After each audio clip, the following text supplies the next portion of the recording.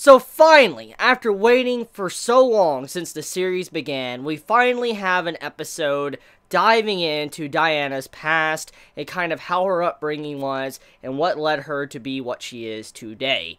And this episode was very interesting because if you like Diana, then you definitely will enjoy this episode. And even if you're not a Diana fan, you might become a Diana fan after this episode because of what the episode serves to do. So, this episode kind of takes the stereotypical, I need to become the head of the family because the person that's currently running my family is an asshole. It takes that trope, but gives it that Little Witch Academia twist.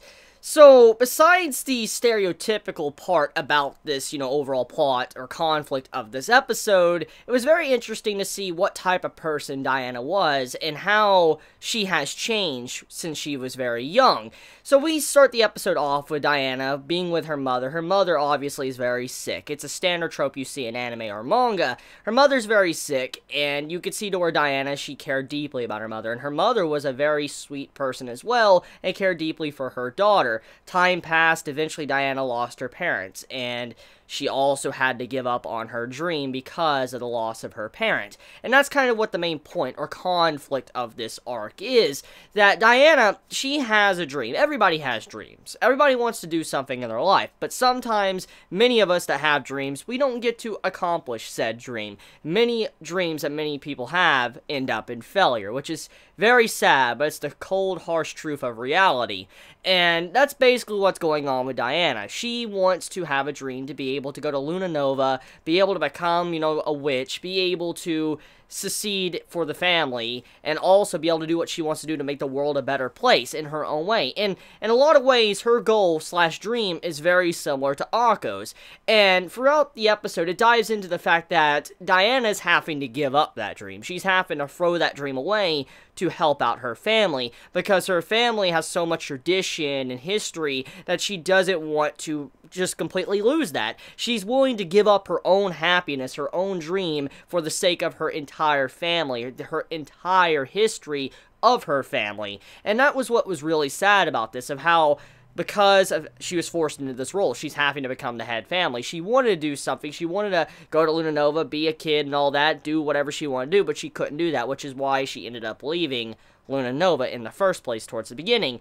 And Akko, she realizes now, there's something very complicated going on here, especially towards the end, which, by the way, the Akko scene while the family was arguing with each other, that was very interesting and very real, because, Akko's position was kind of like if you were a friend going over to your friend's house or whatever, and when you have it to where, your friend is, arguing with his parent or whatever, or, relative, and you're, in the middle, and you're like, oh god, I probably shouldn't be here.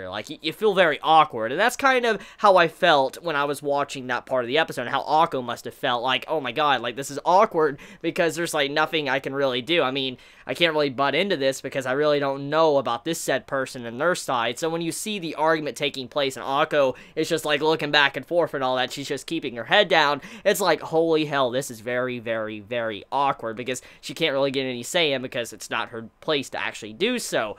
But, let's talk about something about Diana's character. So Diana, she reveals that she has a special place in her heart for Shiny Chariot. Now, this was already apparent because of the OVA / movie. It was already shown that she was into Shiny Chariot, and we've already seen kind of things pop up throughout this series as well. But this was a straight nod to the actual trait that Diana's character had in the OVA and movie, that she does care about Shiny Chariot, because you see the card inside the box that she deeply cares about, and she even doesn't want, Akko to know about it, most likely because she's embarrassed. She knows how much Akko really loves Shiny Chariot, and this shows automatically that she realizes why maybe Akko wants to be like Shiny Chariot, and maybe Diana wants to be the exact same as well, but because of how she's having to give up her dream, that's basically what that is. It's just a reminder of her failed dream of how she can never be what she wants to be.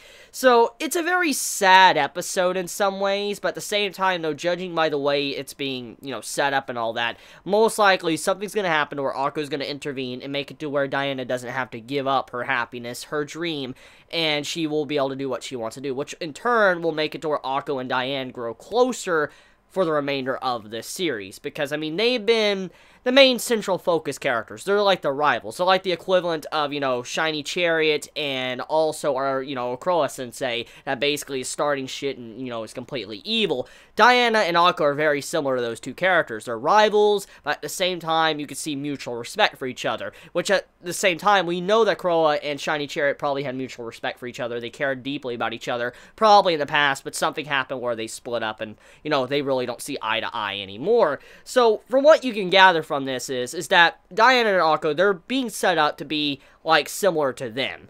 And most likely they're going to go down the proper path. They're not going to, you know, probably not see eye to eye. They're probably going to work together and probably unlock the magic that has been sealed at the end of the series. So, I'm actually looking forward to seeing what happens. Overall, I think the episode did a very good job with diving into Diana's character, kind of what she wants to accomplish, her, you know, setting, the way she lived, and also how she continued to push forward, even though it seems like majority of kids her age wouldn't have done so. Because, I mean, think about it. She continued to study. She continued to do what she needed to do for the family. But also, she was trying to do her own things, too, to better herself. And she did this while she had a lack of parents around her. And she basically didn't have that good of, you know, relatives to help her out. So, Diana turned out to be a pretty damn good kid, even though she didn't have the best, you know, life or childhood, so to say. So let me know your thoughts in the comments below. I love you all so much. Please be safe.